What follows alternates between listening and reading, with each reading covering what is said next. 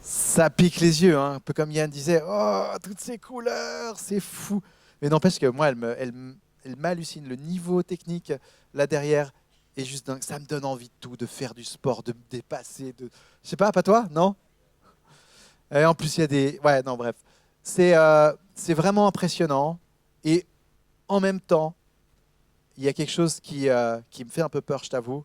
C'est que quand tu as ce niveau-là sur les écrans, mais il reste quoi de ta vie de tous les jours, quoi?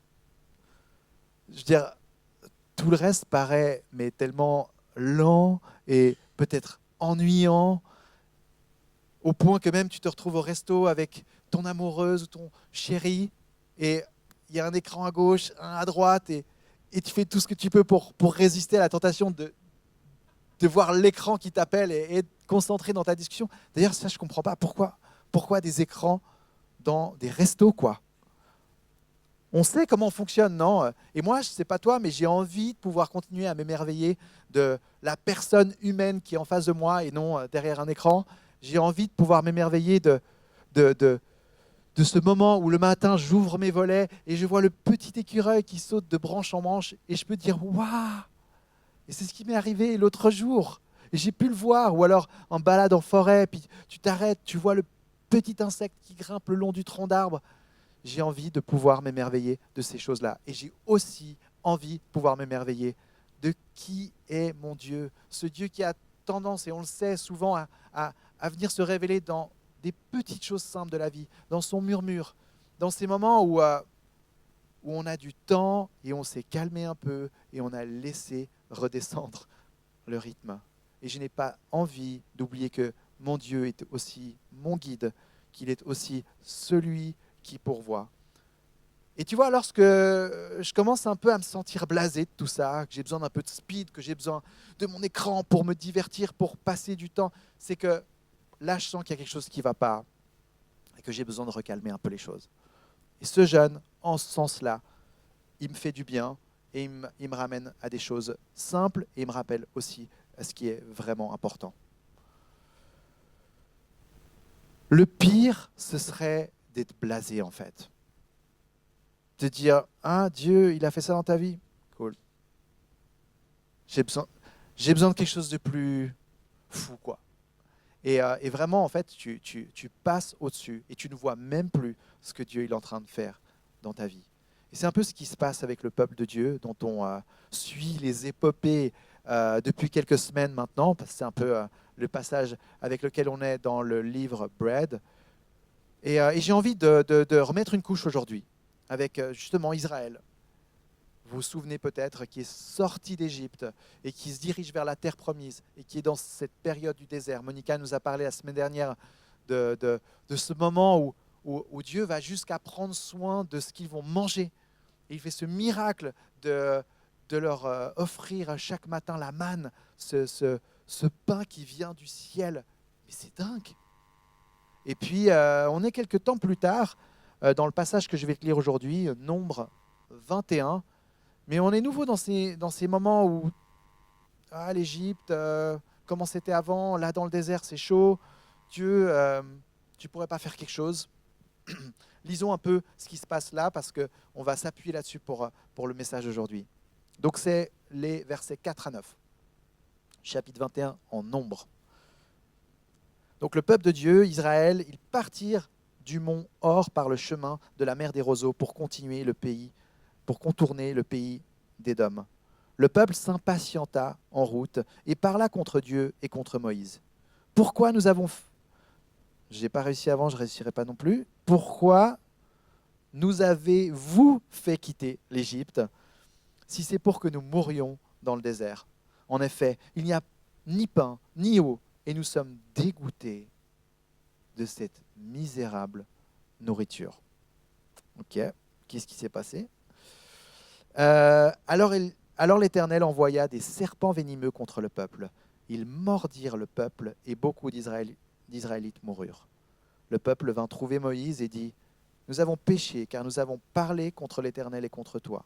Prie l'Éternel afin qu'il éloigne ces serpents de nous. Moïse pria pour le peuple et l'Éternel lui dit, fais-toi un serpent venimeux et place-le sur une perche.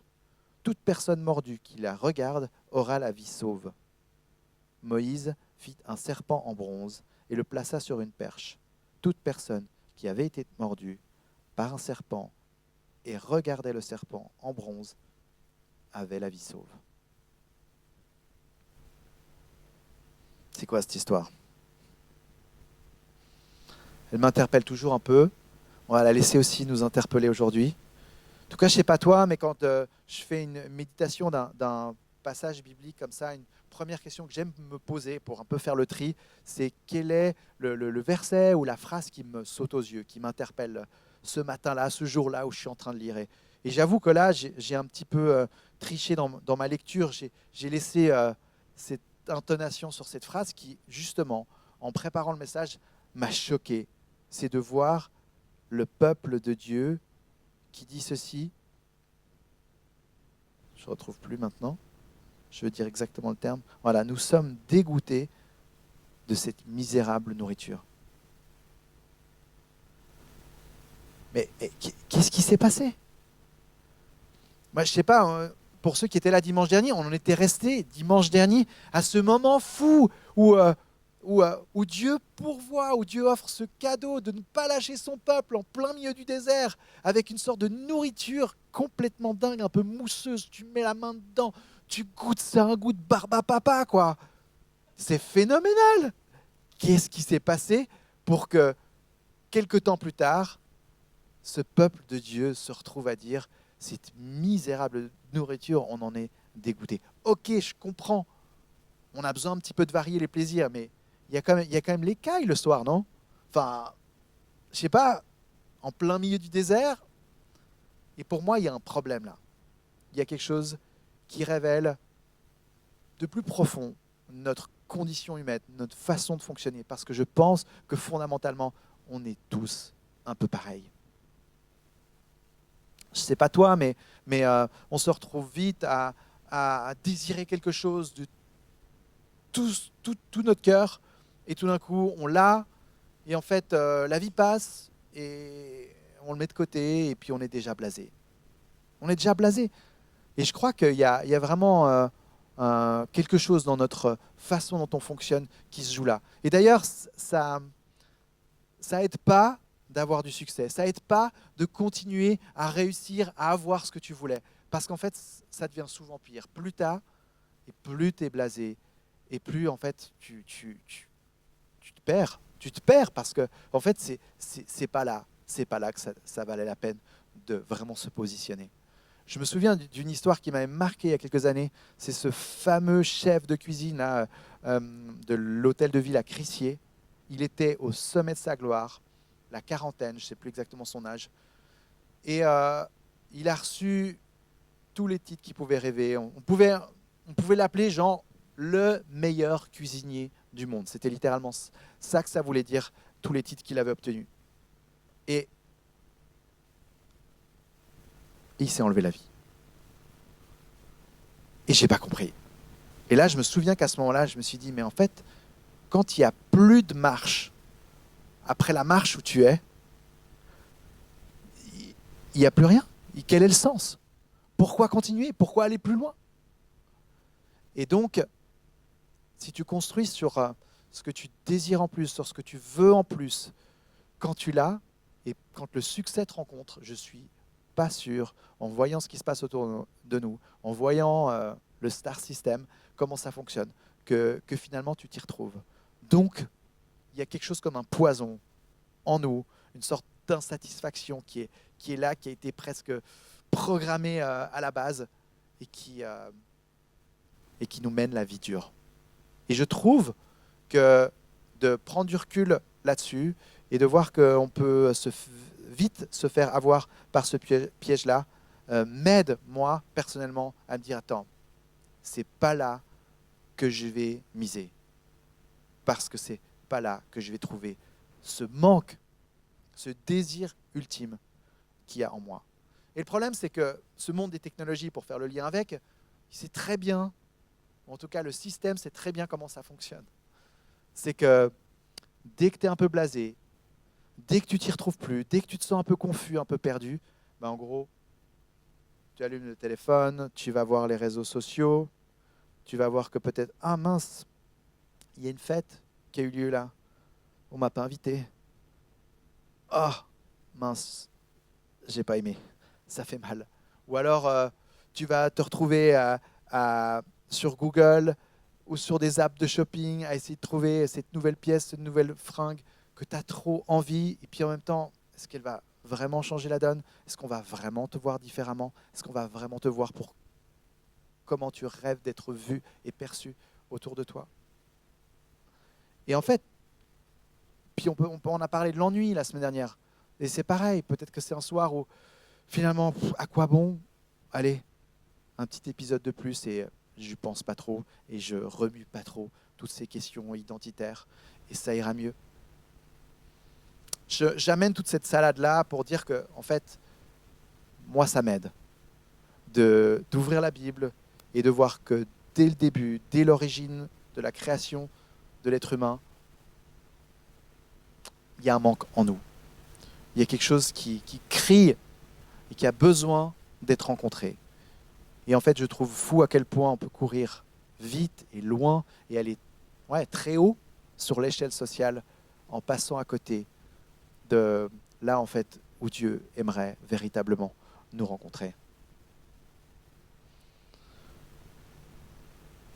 Quand je lis ce passage en Nombre 21, voilà ce que je constate dans cette histoire du peuple de Dieu, c'est que personne n'est empêché d'être mordu. Il ne fait pas le tri entre ceux qui ont été vraiment durs dans leur critique envers Dieu. Et, non, les serpents, ils sont envoyés, tu as l'impression, uniformément sur le peuple de Dieu. Oui, il y en a qui sont morts, ça on l'apprend, mais ce que j'ai envie de dire, c'est que personne n'est empêché d'être mordu, mais ceux qui sont mordus peuvent être sauvés. Et j'ai envie d'insister sur cette phrase pour la suite de mon message et décomposer cette phrase en trois parties. La première, et j'ai commencé déjà à en parler, personne n'est empêché d'être mordu. Ça veut dire quoi?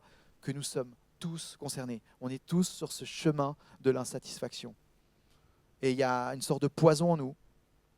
Et la Bible nous rappelle que le seul endroit, le seul moyen, c'est d'aller vers Dieu pour se faire soigner.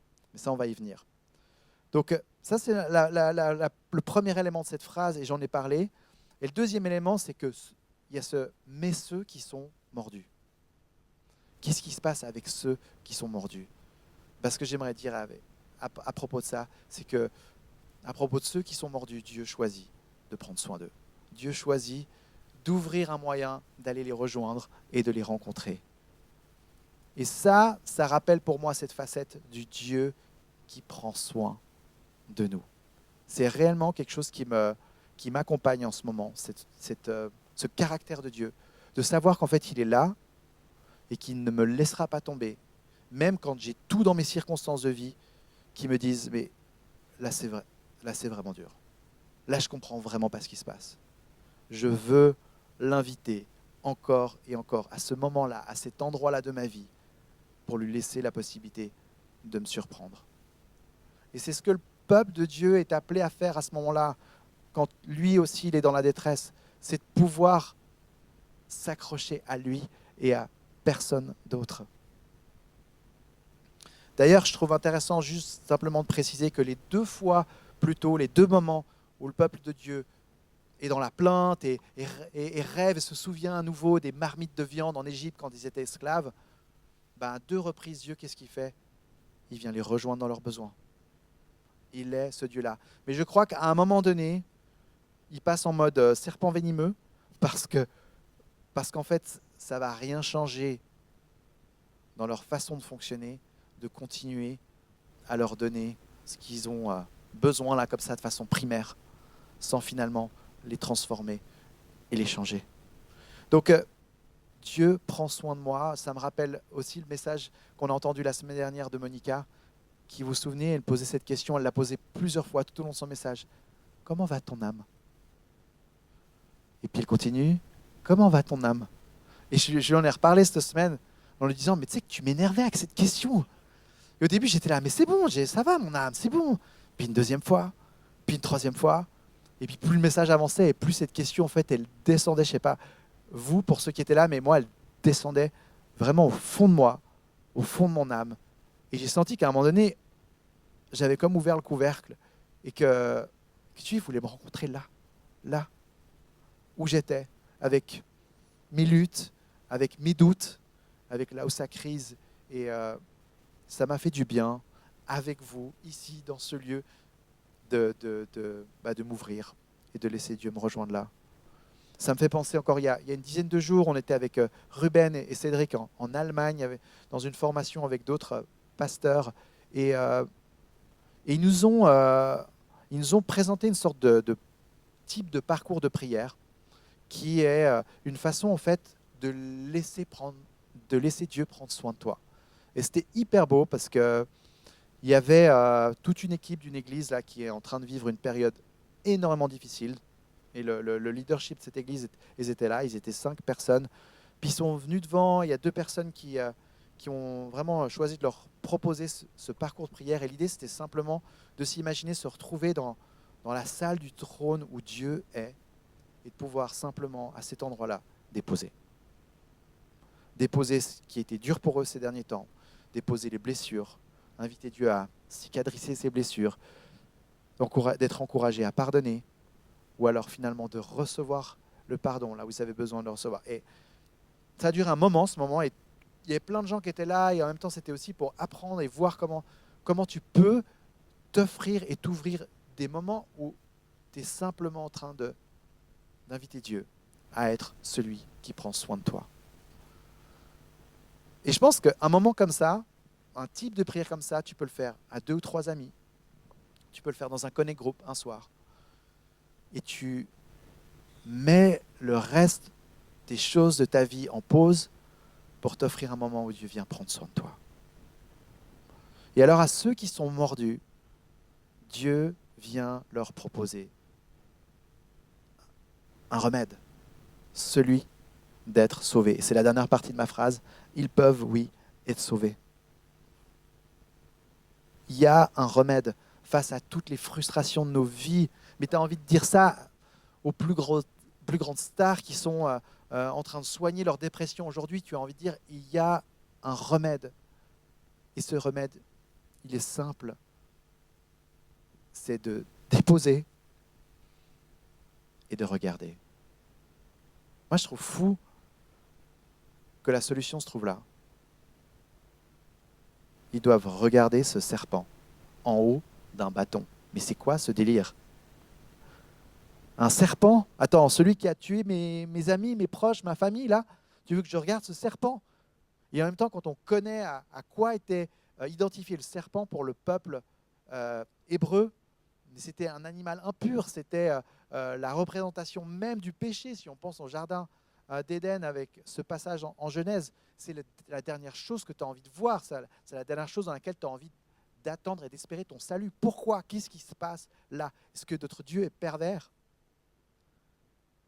Et pour ça, il faut attendre quelques siècles, parcourir les pages de la Bible aujourd'hui et atterrir dans ce passage qui est le deuxième passage du jour dans le Bread, en Jean 3, ce moment où Nicodème vient rencontrer Jésus et lui pose ses questions sur ce que c'est être né de nouveau. Et là, c'est un des moments vraiment les plus marquants où Jésus vient dire des mots très précis à propos de qui il est, et en même temps, il vient faire un lien avec comment est-ce que, dans ce passage de l'Ancien Testament, en Nombre 21, lui, il en est la réponse. Voilà ce qu'il dit en Jean 3, 14. Et tout comme Moïse, c'est Jésus qui parle, et tout comme Moïse a élevé le serpent dans le désert, il faut aussi que le Fils de l'homme soit élevé.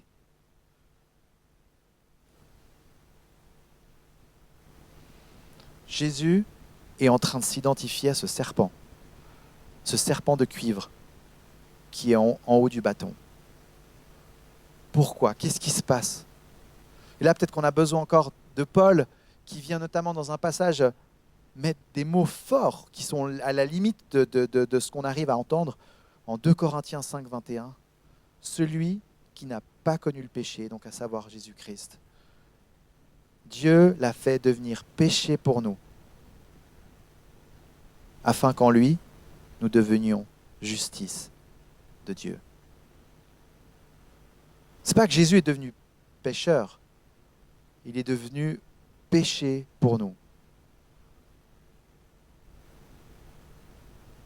Qu'est-ce que ça veut dire? Ça veut dire que Jésus, dans son accomplissement à la croix, il est vraiment au sens légal du terme et de tout ce qui nous séparait de Dieu. Il a pris la place et il a reçu le poison de l'insatisfaction et de notre condition humaine limitée. Il l'a reçu sur nous à notre place. Au point qu'on n'a plus besoin aujourd'hui, nous, de continuer à courir d'une quête à l'autre pour essayer de nous remplir ailleurs qu'en lui. Et c'est en ce sens-là que je disais, mais faut qu'on parcourt le monde, annoncer cette bonne nouvelle, même si les gens ne nous écoutent pas. Il y a réellement un remède qui nous est donné là. Et finalement, le seul truc qu'on peut faire, c'est juste voir s'il marche. Et moi, c'est pour ça que je suis là, sur cette scène, aujourd'hui encore, après 20-25 ans de vie chrétienne. C'est parce que ce remède est venu me rencontrer, me chambouler, me bouleverser, au point que oui, je me fais encore avoir, à courir à gauche, à droite, et à espérer ci et ça, et à être un blasé. Mais fondamentalement, j'ai choisi que ma vie serait construite sur lui, que c'est lui qui remplit tous mes besoins avant tout le reste. Et que donc je suis prêt à me dire, mais oh, là aussi je me suis fait avoir. Pardon. Pardon parce que c'est une vraie maladie spirituelle qui se répand et qui nous contamine. Et que chaque fois que je suis dans cette plainte comme le peuple de Dieu, au point de dire des choses mais horribles, quoi, au point de ne pas voir l'action de Dieu dans ma vie, eh bien, la solution, c'est de simplement reconnaître, de déposer et dire, mais pardon Seigneur, parce que là, je n'ai pas su m'émerveiller de ce que tu étais en train de faire dans ma vie. Et tu as vu, au moment où la plainte s'arrête, au moment où ils regardent, le miracle se passe. Ils sont sauvés.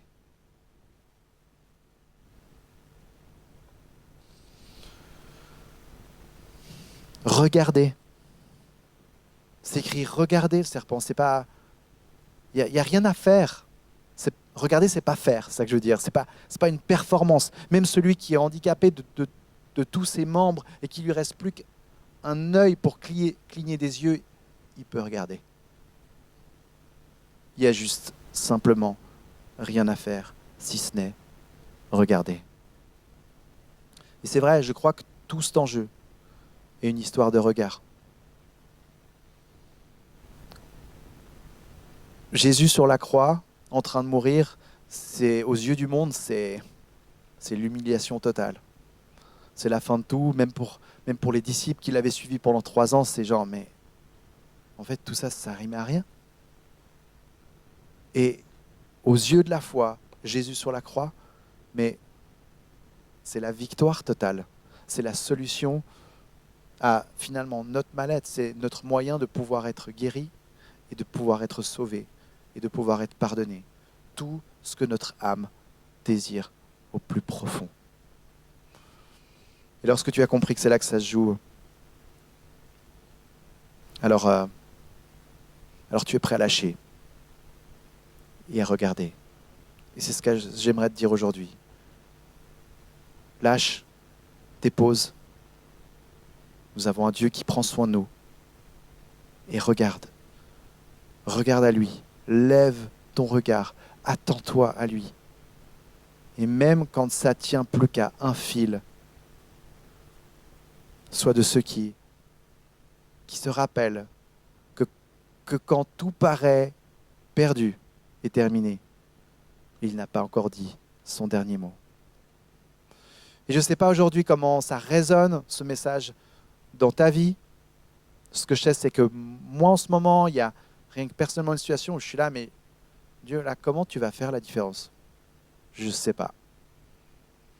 Mais ce message, il me rejoint là, sur cette idée de dire, c'est en toi que je veux mettre ma confiance. C'est auprès de toi que je veux m'attendre. Alors, aujourd'hui, permets-moi de te poser la question, où est-ce que ça crise en ce moment? Où est-ce que tu es en train d'être frustré et où tes critiques deviennent presque des insultes envers Dieu, tellement tu es découragé, tu en as marre, tu ne vois pas le bout.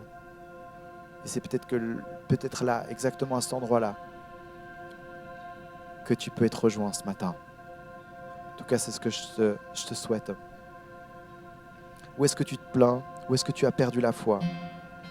Où est-ce que tu as perdu cet émerveillement?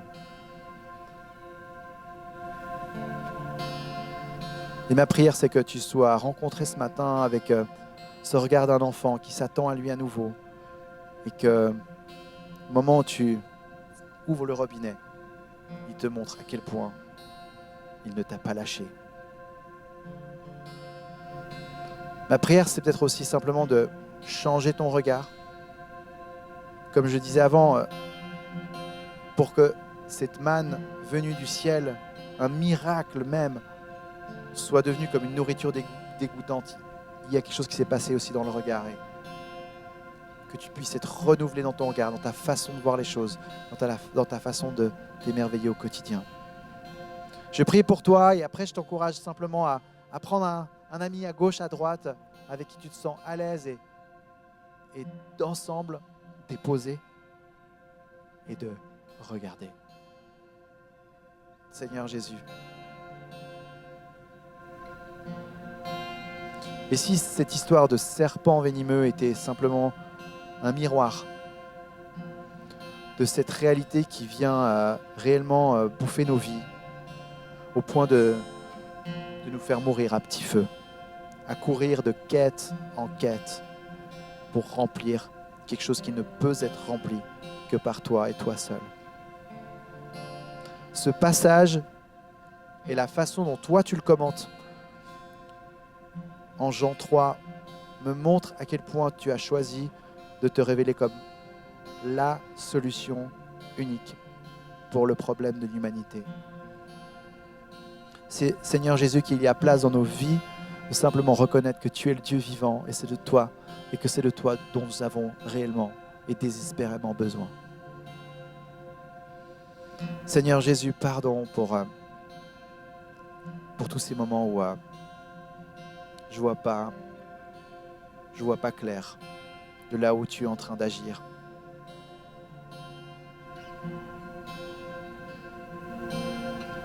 Mais j'ai et nous avons besoin de déposer.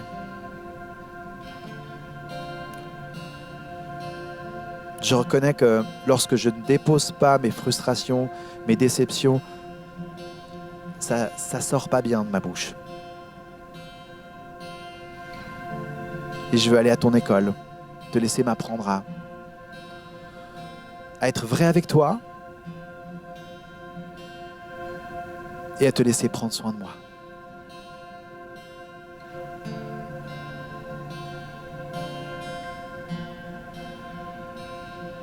Seigneur Jésus, je te remets notre regard sur notre réalité, sur nos circonstances de vie.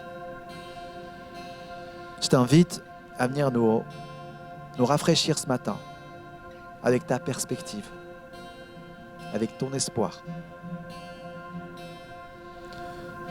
Et laisse-nous repartir aujourd'hui de cette salle encouragée, portée, envoyée. Merci Jésus. Car tu es là, tu pourvois et tu prends soin de nous.